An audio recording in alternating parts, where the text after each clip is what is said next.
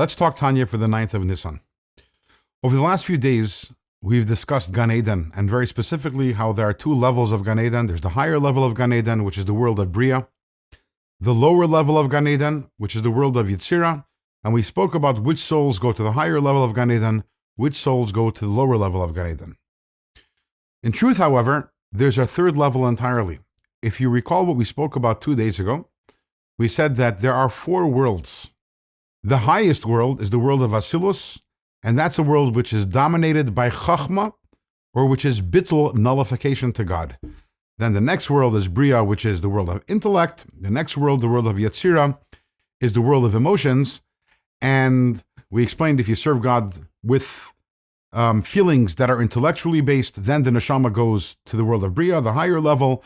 And if it's you serve God with feelings that are based, the inherent love that you have for God, then the neshama goes to the world of Yetzirah.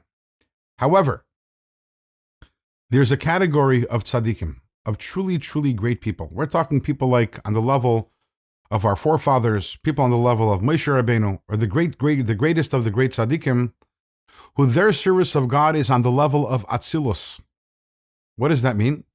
That means that they are so connected to God, they are so high, that they can't even say, I love you. Think about it for a second.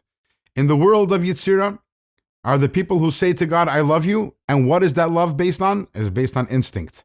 In the world of Bria, they say, I love you, and what's that love based on? It's based on their intellect. But the moment you say, I love you, there is the I. There is something other than God.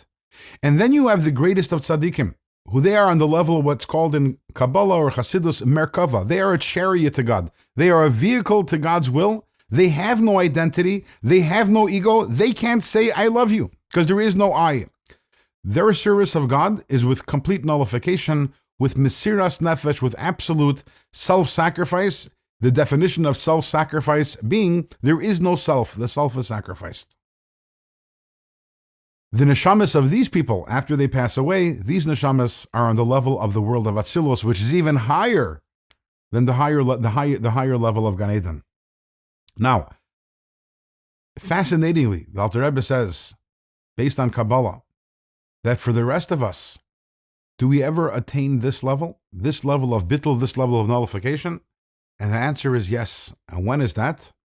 When we are davening, and specifically in the davening, in the Shmona Esrei, in the Amidah, which is why we stand with a complete bittul, a nullification before God, and even more specifically, when we bow down during the Shmona Esrei, to a small degree, we are having the bittul, that nullification, which the greatest of tzaddikim have, which is very telling. Which means that sometimes we might think, the service of these great tzaddikim, it has no has no relevance to me. What does that have to do with me? And we have to know that even the highest level of service, the ultimate bittul to God, even if we can't be there all the time and we can't be there completely, but in a small way, and at certain times, we also are expected to try to have that level of service.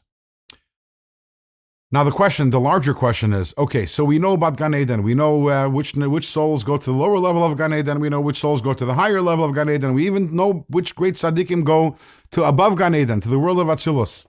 Who cares? I mean, it's fascinating, but ultimately we have to live in the here and the now. Isn't this escapism? Why are we even entertaining this conversation? And the answer to that, we will find out in tomorrow's Let's Talk Tanya.